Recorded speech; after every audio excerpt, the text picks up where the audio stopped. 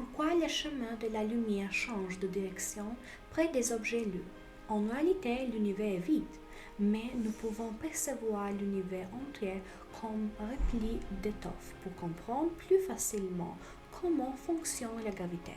Nous allons montrer cela à travers un exemple. Considérons une tranche de cet espace-temps. C'est un morceau de tissu. Imaginons par exemple une lourde sphère au milieu de celui-ci. Alors, cette sphère déformera le tissu. Il s'y formera un creux. Imaginons sur le bord du tissu une sphère de masse plus petite que la sphère au centre. Alors, la déformation du tissu entraînera le déplacement de la plus petite masse dans la direction de la plus grande. Les objets célestes tels que les étoiles et les trous noirs ont la capacité de déformer l'étoffe d'espace et de temps en fonction de leur masse, comme cet exemple qu'on vient de donner. Tout cela a été perçu par Einstein grâce à des expériences de pensée et cela a été confirmé par les équations de mathématiques. Nous posions la question suivante. Serait-il possible que cette courbure de l'espace-temps changeait la direction du rayon de lumière en direction de l'objet lu, comme les objets de l'espace, même si la lumière n'a pas de masse? D'après Einstein, oui, c'est possible. Mais comment pourrons-nous confirmer cela? Arthur Eddington et son équipe scientifique ont fait une expérience.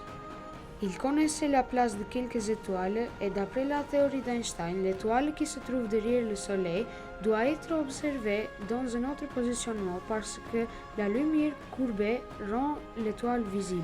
Ils ont attendu le moment d'une éclipse entière solaire parce que la lumière du Soleil est très puissante et cela rend difficile l'observation de l'étoile. Au moment de l'éclipse, Arthur Eddington a observé l'étoile dans un positionnement qu'il n'attendait pas. La gravité a fléchi la lumière parce que l'espace-temps était courbé. C'est comme si tu prenais une voie tout droit d'un point de départ jusqu'au pôle Nord. Pour le voyageur, il lui semble qu'il est en train de suivre une ligne droite, mais pour quelqu'un qui regarde de l'extérieur, le voyageur est en train de faire un chemin courbé. C'est de même avec la lumière. Elle bouge toujours tout droit, mais puisque son chemin est courbé, la lumière sera courbée également. D'après la théorie de la relativité générale, c'est la raison pour laquelle le parcours suivi par la lumière change. Merci de votre attention.